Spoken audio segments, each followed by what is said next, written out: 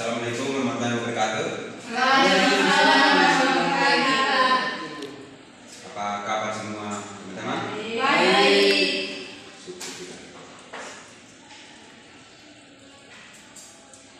Hari ini kita mulai pembelajaran. Di sini sebelum kita mulai pembelajaran, sebelum kita mulai pembelajaran kita perkenalkan nama dulu, karena kalau tadi kenal berkata saya. Perkenalkan nama saya Stefan Setiara, biasa dipanggil Stefan. Untuk itu sebelum kita memulai pembelajaran, mari kita berdoa menurut keyakinan dan kepercayaan agama masing-masing. Berdoa mulai.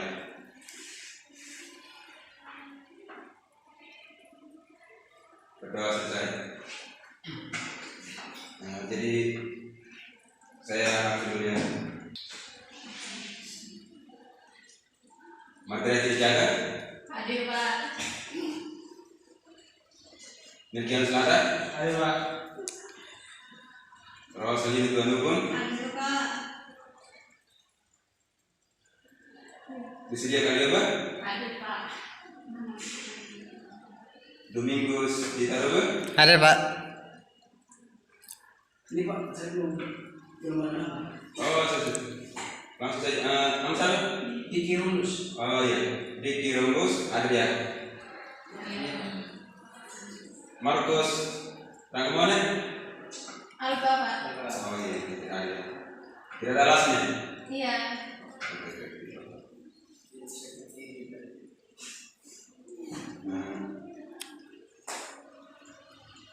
Jadi baik, kita masuk ke kita mulai pembelajaran pada pagi hari ini,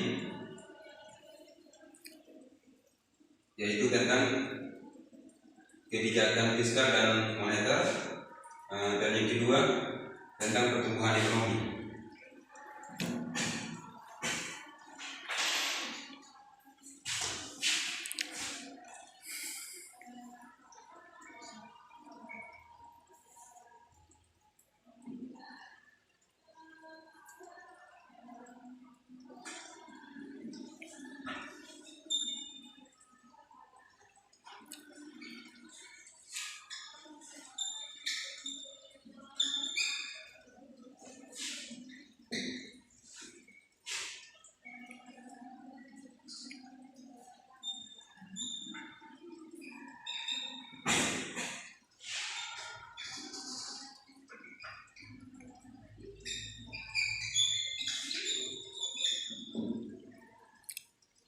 Ya.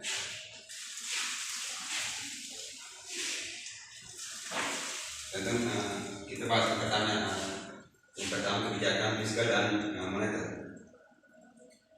Kebijakan fiskal adalah seperangkat tindakan yang diambil oleh pemerintah untuk mengaruhi ekonomi melalui pengeluaran dan pendapatan pemerintah.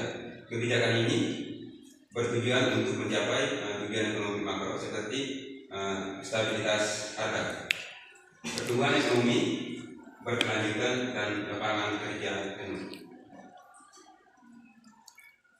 Poin yang pertama, instrumen kebijakan fiskal utama adalah yang pertama pengeluaran pemerintah. Pengeluaran pemerintah meningkatkan pengeluaran pemerintah dapat menstimulasi ekonomi dan menciptakan lapangan kerja dan meningkatkan permintaan barang dan jasa. Poin yang kedua, poin penerimaan pajak. Menaikkan pajak dalam pengeluaran masyarakat dan menurunkan permintaan agregat, sedangkan menurunkan pajak dapat meningkatkan daya beli masyarakat dan mendorong pertumbuhan ekonomi.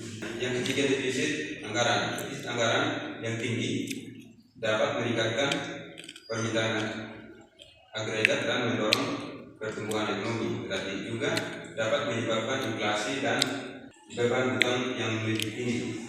Begini teman-teman, karena di sini menjelaskan tentang pengeluaran pemerintah, penerimaan pajak dan defisit anggaran. Tentang pengeluaran pemerintah, yaitu meningkatkan penerimaan pemerintah dan destinasi meningkatkan lapangan kerja, karena pemerintah akan membuat lapangan kerja, untuk meningkatkan perekonomian antara masyarakat, gitu. Dan yang kedua tentang penerimaan pajak. Kalau menaikkan pajak itu mengurangi pengeluaran pemerintah. Ada timbul baliknya juga. Kalau menurunkan pajak, maka di situ pendapatan pemerintah akan rendah. Dan seperti juga di anggaran, kalau defisit anggaran tinggi, maka dapat meningkatkan permintaan agregat itu semakin naik dan itu juga untuk mendorong pertumbuhan ekonomi. Selanjutnya, kebijakan moneter adalah seperangkat tindakan yang diambil oleh Bank Sentral untuk memengaruhi ekonomi melalui jumlah uang beredar dan suku bunga. Kebijakan ini bertujuan untuk mencapai tujuan ekonomi makro seperti stabilitas harga, pertumbuhan ekonomi dan berkelanjutan, dan stabilitas sistem keuangan. Itu masuk pada poinnya. Instrumen kebijakan moneter utama adalah yang pertama, operasi pasar terbuka. Bank Sentral dapat membeli atau menjual obligasi pemerintah di pasar terbuka untuk memengaruhi jumlah uang beredar. Kalau membeli obligasi akan meningkatkan jumlah uang beredar, kalau sedangkan menjual obligasi akan mengurangi jumlah uang yang beredar. Poin kedua, suku bunga. Bank Sentral dapat menetapkan suku bunga pinjaman dan suku bunga deposito untuk memengaruhi biaya pinjaman dan investasi. Suku bunga yang lebih tinggi akan membuat pinjaman lebih mahal dan mendorong penabung, sedangkan suku bunga yang lebih rendah akan membuat pinjaman lebih murah dan mendorong investasi dan konsumen. Ya, di sini teman-teman tentang kebijakan moneter menjelaskan tentang operasi pasar terbuka dan suku bunga. Bank Sentral dapat membeli atau menjual dan obligasi itu seperti barang-barang berharga, gitu.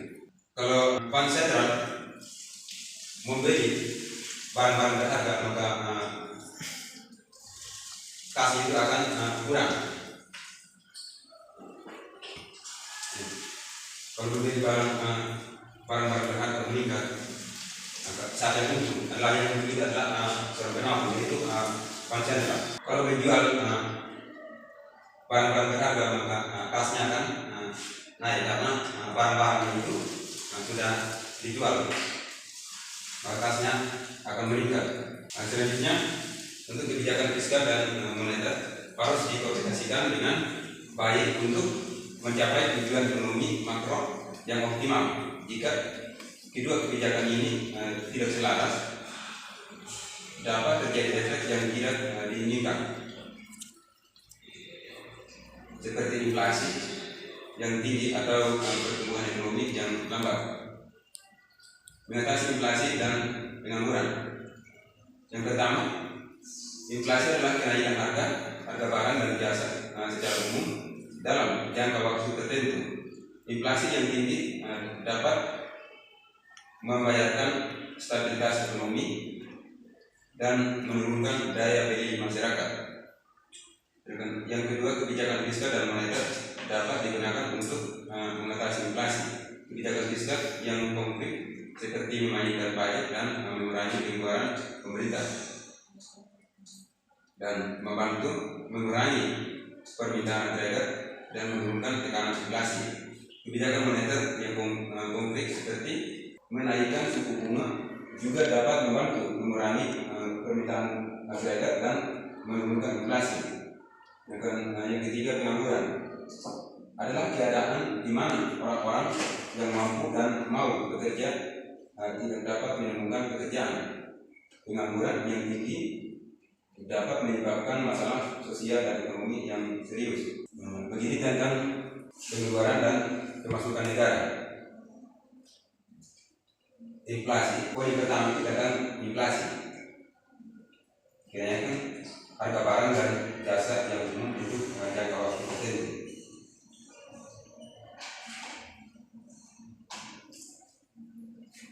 Kalau inflasinya meningkat, maka stabilitas ekonomi akan menurun. Karena kenapa?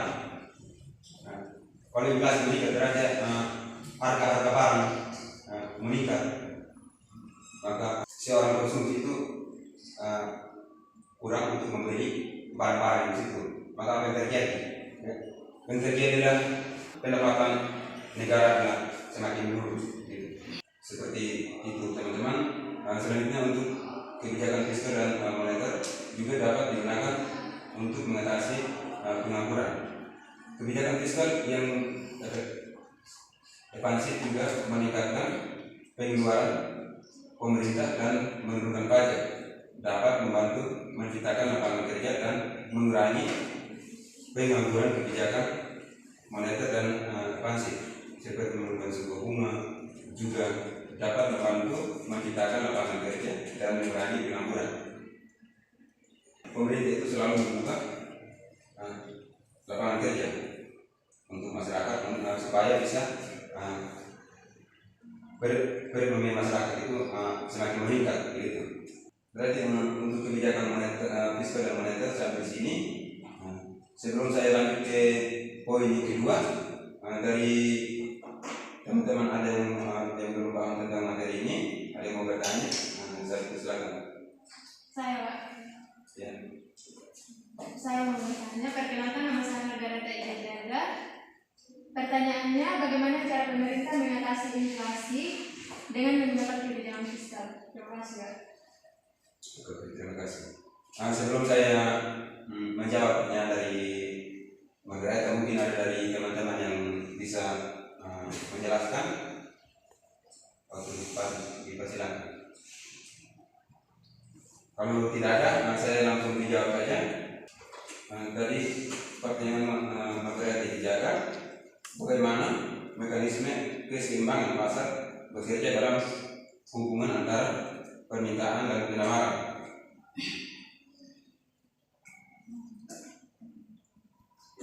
Pemerintah dapat mengadopsi kebijakan fiskal yang ketat untuk mengurangi pengeluaran dan menyeimbangkan anggaran. Hal ini dapat dilakukan dengan mengurangi belanja publik, meningkatkan pajak atau mengurangi subsidi yang dapat menyebabkan tekanan inflasi. Berarti pemerintah itu akan mengurangi pajak untuk bisa meningkatkan perekonomian masyarakat, begitu. Bisa meningkatkan perekonomian masyarakat dan akan membuka lapangan kerja juga, seperti yang saya jelaskan tadi, supaya perekonomian masyarakat meningkat. Seperti itu penjelasan dari saya. Mungkin apakah masih ada pertanyaan lagi atau sanggahan? Terima kasih. Oke, terima kasih banyak. Berarti kalau sudah saya akan lanjutkan untuk materi yang berikutnya tentang pertumbuhan ekonomi. Pertumbuhan ekonomi adalah meningkatkan nilai total barang dan jasa yang diproduksi oleh suatu negara dalam jangka waktu tertentu. Pertumbuhan ekonomi yang tinggi dapat meningkatkan taraf hidup masyarakat dan mengurangi kemiskinan. Itu masuk pada faktor-faktor yang mengaruhi pertumbuhan ekonomi suatu negara, antara lain. Yang pertama, sumber daya alam. Keberadaan sumber daya alam yang melimpah seperti minyak bumi, gas alam, dan mineral dapat mendorong pertumbuhan ekonomi. Yang kedua, sumber daya manusia. Kualitas sumber daya manusia seperti tingkat pendidikan dan keterampilan merupakan faktor penting dan mendorong pertumbuhan ekonomi. Yang kedua, modal seperti mesin, peralatan, dan infrastruktur diperlukan untuk meningkatkan produktivitas dan mendorong pertumbuhan ekonomi. Yang keempat, teknologi baru dapat meningkatkan efisiensi produksi dan mendorong pertumbuhan ekonomi. Yang kelima, lembaga politik dan ekonomi. Lembaga politik dan ekonomi yang stabil dan transparan dapat mendorong investasi dan pertumbuhan ekonomi juga. Yang terakhir, kebijakan pemerintah. Kebijakan pemerintah yang tepat seperti kebijakan pendidikan, kesehatan dan infrastruktur dapat mendorong pertumbuhan ekonomi. Di sini yang pertama tadi menjelaskan tentang sumber daya alam. Sumber daya alam itu adalah sumber daya alam itu seperti gas alam, minyak bumi. Itu adalah pendapatan negara. Itu juga bisa untuk meningkatkan pendapatan ekonomi antara negara. Begitu. Dan yang kedua tadi sumber daya manusia. Kualitas sumber daya manusia seperti tingkat pendidikan dan keterampilan. Berarti kita itu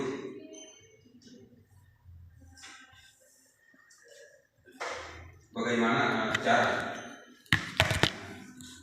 menampilkan diri supaya bisa atau bagaimana cara untuk mengelola perekonomian itu supaya bisa meningkatkan perekonomian dalam negara. Dan yang kedua modal, yang ketiga modal. Berarti kalau kita mau berusaha harus punya modal, baru kita bisa membangunkan strategi atau bagaimana cara untuk membangunkan perusahaan, begitu, seperti bisnis atau segala macam. Dan yang berikutnya teknologi, ya, kita harus butuh teknologi untuk bisa diproduksi dan mendorong pertumbuhan ekonomi. Nah, ada yang berikutnya tentang lembaga politik dan ekonomi. Ya.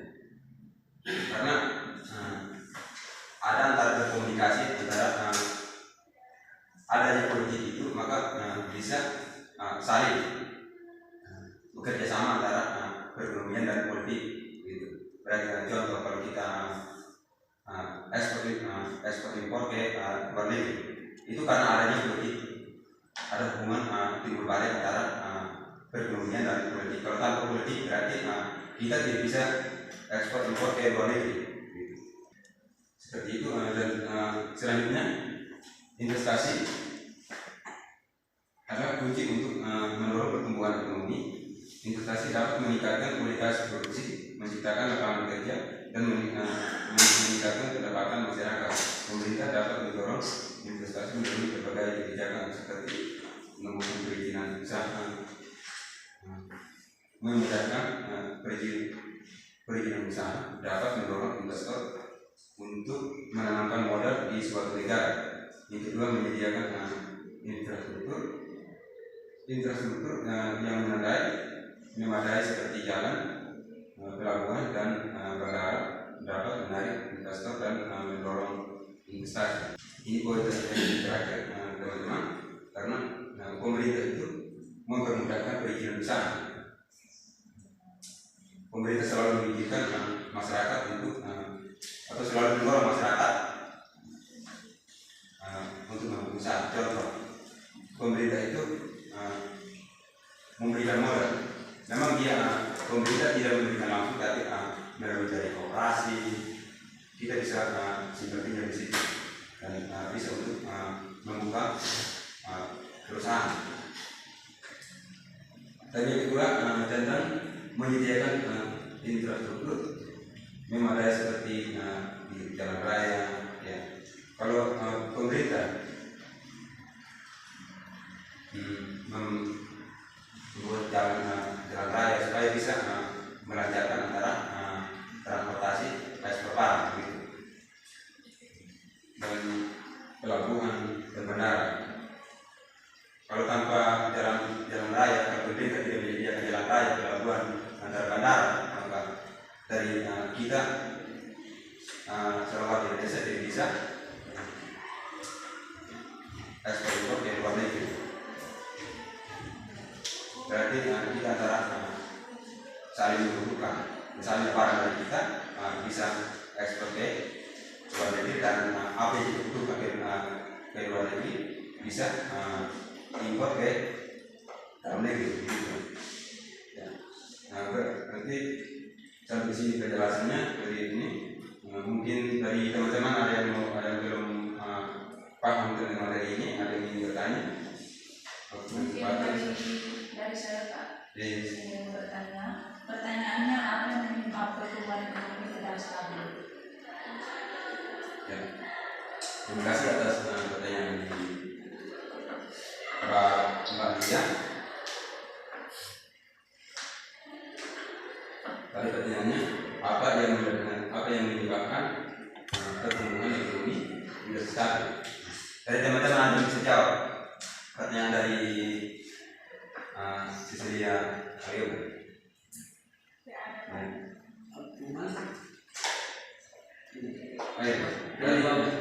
Pertanyaannya, apa yang menyebabkan pertumbuhan ekonomi tidak stabil? Terima kasih atas waktu yang sudah diberikan saya. Ini saya mengunggah pertanyaan dari saudara saya. Iya. Jadi apa yang menyebab sehingga ekonomi tidak stabil itu, penyebabnya itu, jadi kita mau lihat itu satu contohnya di Indonesia, satu kabupaten aja. Nah, satu kabupaten di mana kalau ekonomi itu nggak bagus, itu tergantung pendapatan. Tergantung pendapatannya apa? Pendapatannya seperti tadi, seperti SDM, sumber daya alam, sumber daya alam yang dimulai, dan terkait dengan infrastruktur seperti pembuatan pelabuhan, bandara, dan transportasi seperti jalan. Jadi jalan itu yang mempengaruhi. Contohnya kayak hasil dari perkebunan. Jadi kita bicara tentang perkebunan. Contohnya hasil perkebunan, kita mau alihkan ke kota untuk penjual ini. Tapi situ kurangnya infrastruktur seperti mobil dengan jalan yang rusak. Nah, situ kita lihat, kita ambil ini kesimpulan saja bahwa itu hal-hal kecil itu saja itu mengakibatkan sehingga kurang dan bisa ini mengakibatkan akses dari itu ke kota, sehingga pertumbuhan ekonomi dia macet begitu. Jadi dia bahasa itu artinya cacat begitu dalam perekonomian. Jadi saran saya adalah bagaimana upaya pemerintah sehingga pemerintah tersebut melihat hal tersebut seperti pekerjaan jalan, pelabuhan, bandara, dan lain sebagainya, sehingga terjadilah pertumbuhan ekonomi yang sangat baik. Oke, terima kasih. Mungkin saudara mungkin terima itu sekian ya. Terima kasih. Terima kasih Mas sudah menjawabnya. Dari temannya dari dia saya akan tambahkan sedikit dengan pertanyaan tadi. Apa yang menyebabkan pertumbuhan ekonomi tidak stabil di Indonesia? Pertumbuhan dapat dikatakan belum stabil. Ini tentu dapat disebabkan oleh beberapa hal yang sudah satunya yaitu inflasi yang tinggi. Inflasi yang tinggi seringkali disebabkan oleh krisis global, kesalahan manajemen, kurangnya produksi, dan perubahan sistem perekonomian. Nanti apa yang dijelaskan oleh dari Mas tadi yang betul penjelasan itu. Dan kalau inflasi itu semakin tinggi, maka perekonomian negara itu perekonomian masyarakat itu semakin menurun begitu. Karena harga barang itu meningkat. Harga barang itu meningkat, maka seorang konsumsi itu kurang untuk mengkonsumsi barang-barang yang dijual oleh negara, karena inflasinya akan meningkat begitu. Itu yang pertama. Dan yang kedua, apa yang dijelaskan oleh Mas tadi, kita gimana untuk cara mengekspor atau ekspor barang itu tidak akan selalu ada saling berinteraksi. Karena kenapa? Misalnya kalau pembeli tadi buat di jalan, maka apa yang terjadi? Berarti mobil-mobil untuk ekspor barang bisa lewat di situ karena jalannya rusak gitu. Dan yang berikutnya itu pemerintah kalau tidak membuat bandara, pelabuhan, berarti kita tidak bisa antara saling berkomunikasi antara dari luar negeri. Barang apa yang kita butuhkan di dalam negeri itu berarti tidak bisa karena mau ekspor atau mau dari mana karena tidak ada pelabuhan bandara seperti yang dijelaskan dari masyarakat. Mungkin hanya itu penjelasan bagaimana dari sini ya Kak Bebas sudah puas atau sudah? Terima kasih. Terima kasih. Mungkin dari teman-teman lain masih ada yang bertanya? Sudah ada Pak. Sudah ampun ya.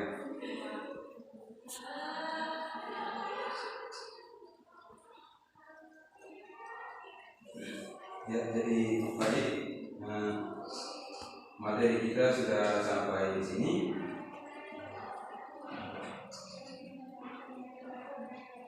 Jadi kita sudah sampai di sini dan untuk tugas darinya saya akan berikan lagi nanti minggu depan bisa maju karena materi bukan dari dua materi yang saya jelaskan tadi dalam materi itu saya berikan kepada teman-teman untuk bisa mengerjakan tugas kelompok gitu. Berarti kalau dalam satu kelompok 2 orang supaya bisa berdiskusi di rumah. Baik Pak. Iya. Kemudian saya kirim ke grup mata pelajaran tugas-tugas ini. Misalnya ada berapa orang saya berikan berapa kelompok dan saya misalkan bisa kalian lagi yang menjelaskan apa yang kita gitu juga. Mungkin seperti itu pelajaran sampai di sini. Assalamualaikum warahmatullahi wabarakatuh. Waalaikumsalam warahmatullahi wabarakatuh. Ya, sebelum kita mulai, mari kita berdoa supaya kita pulang jangan ada halangan dari perjalanan bisa sampai dengan pikiran selamat di rumah kita masing-masing. Ya, mari kita berdoa menurut agama dan keyakinan kita masing-masing. Berdoa mulai. Berdoa selesai. Ya, salam. Baik. Ya, Baik, Pak.